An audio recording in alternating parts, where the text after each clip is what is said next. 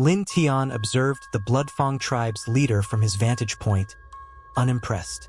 The hero-class goblin, despite its status and strength, didn't seem particularly threatening to him. With a total combat power of 900, Lin Tian estimated that a group of a dozen or so goblin warriors could handle the leader without much difficulty.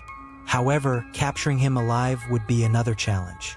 Their sheer size made it unlikely that the usual paralytic poisons would have much effect. Lin Tian realized he would have to come up with a different strategy if he wanted to take the hero alive. He mused about how useful Ephraya's imprisonment spell could be in this situation, recalling when she had used it on him before. With that thought in mind, he decided it was time to pay Ephraia a visit. The scene shifted back to the goblin tribe, where Lin Tian returned to find his minions awaiting his orders. One goblin approached him, reporting that they had followed his instructions precisely, but the human they had been tormenting was on the verge of death. Lin Tian nodded approvingly, telling the goblin that he had done well. As Lin Tian turned his gaze towards Ephraia, her battered form caught his attention. Her spirit, once proud and defiant, seemed almost broken. She muttered weakly, begging for death, pleading to be killed so she could atone for her sins in the presence of her god.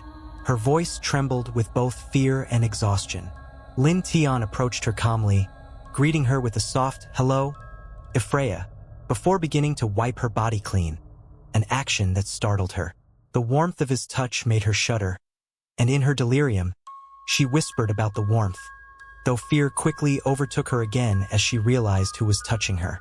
Her eyes widened in terror, and she screamed in desperation for him to stay away from her, calling him a demon and confessing that the pain was driving her mad. Without warning, Lin Tian slapped her across the face, silencing her cries. He pulled her close, his voice a cold whisper as he told her that her punishment was now over. Her eyes flickered with hope.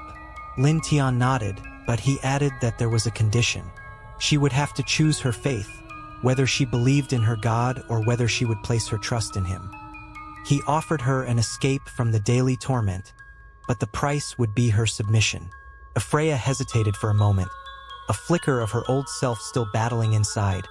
But then, defeated and broken, she reached for Lin Tian's hand and licked his finger in submission. "Very good, Ephraia," Lin Tian said with a smirk, declaring himself her only master from now on. He gave her a degrading name, calling her his little bitch, asserting his control over her completely. In response, she called him master, her voice hollow as she barked like a dog to please him. Lin Tian lifted her up and carried her over to a bath, removing her clothes and washing her body with care. As he cleansed her, Ephraia, still dazed and lost in her submission, expressed her gratitude, offering herself completely to him in her broken state. She marveled at how well he treated her, willing now to give him everything. Lin Tian, sensing his total dominance over her, praised her submission and then demanded that she show him how to perform the Holy Light Cage spell. Confused, Ephraia asked what that spell was, her mind clouded. Lin Tian retrieved a magic book he had taken from the elves, showing her the technique. Slowly, she performed the spell, creating a glowing cage of holy light.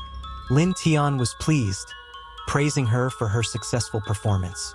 As they passed by Loder's cage, Loder's voice broke through the tense silence. He called out to Ephraia, asking if she had recovered.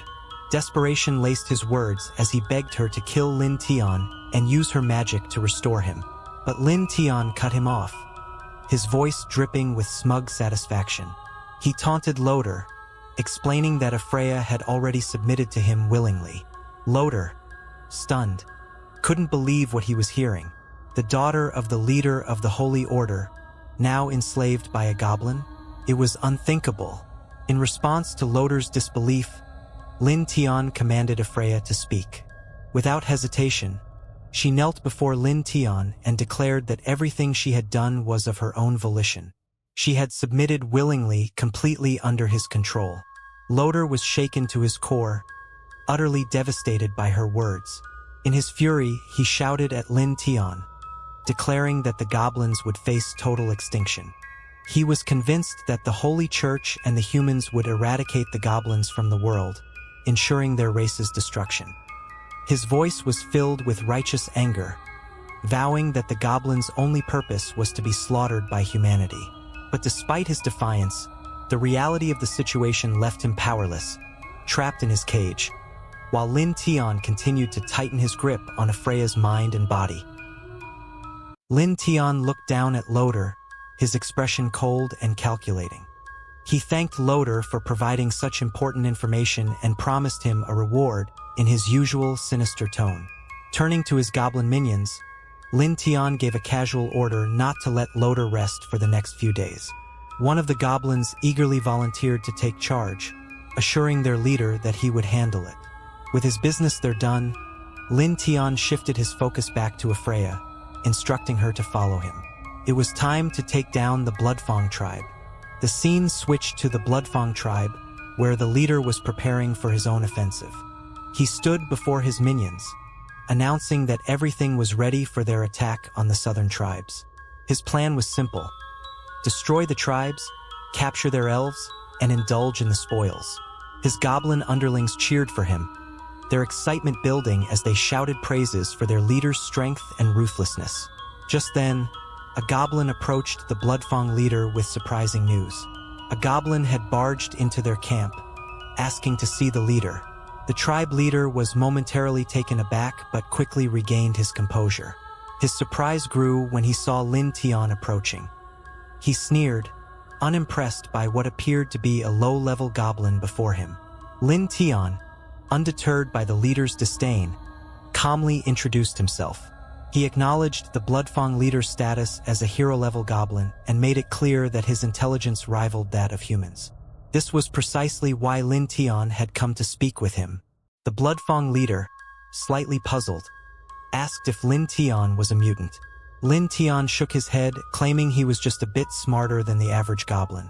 But the conversation quickly turned from polite introductions to a direct challenge. Lin Tian wasted no time in declaring his intentions. He wanted the Bloodfang leader's head. He offered the rest of the tribe a simple choice: submit to him or die where they stood. The Bloodfang leader, incensed by Lin Tian's arrogance, spat out a response, calling him a fool. The leader had no interest in parleying. Instead, he boasted about his plans to kill Lin Tian and take control of all the elves and humans for himself. His minions, echoing his defiance, chanted for him to crush Lin Tian where he stood. Lin Tian's expression remained unreadable. As expected, negotiations had been pointless. Without further words, Lin Tian swiftly sliced off the Bloodfang leader's arm, leaving him screaming in pain. The Bloodfang goblins erupted in chaos, shouting for revenge. They prepared to charge at Lin Tian, intent on avenging their leader.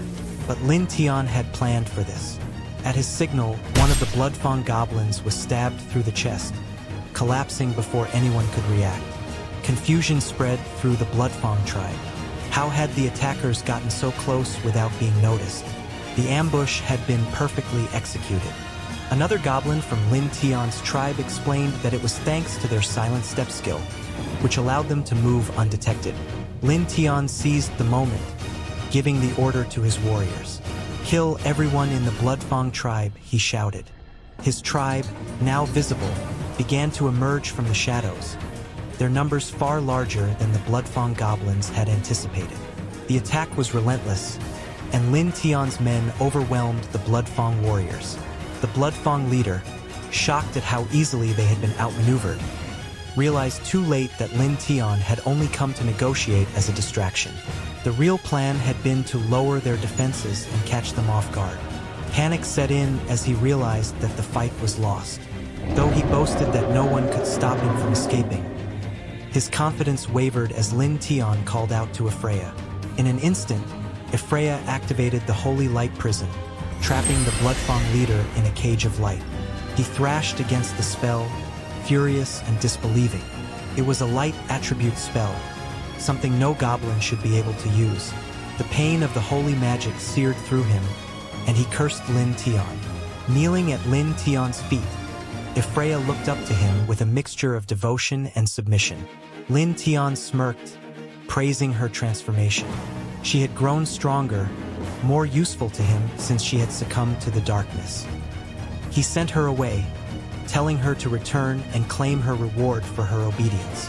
Ephraia, her face filled with ecstasy, repeatedly called him master as she left his side. Meanwhile, the Bloodfang leader, now shackled and chained, spat out his hatred.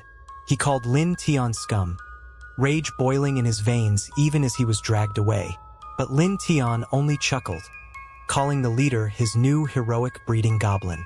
Lin Tian's tribe came into view, the Bloodfang tribe leader chained in a dark, damp room. The man struggled in his restraints, furious but helpless. Subduing him had been no easy task, but it was done now. The threat he posed had been neutralized.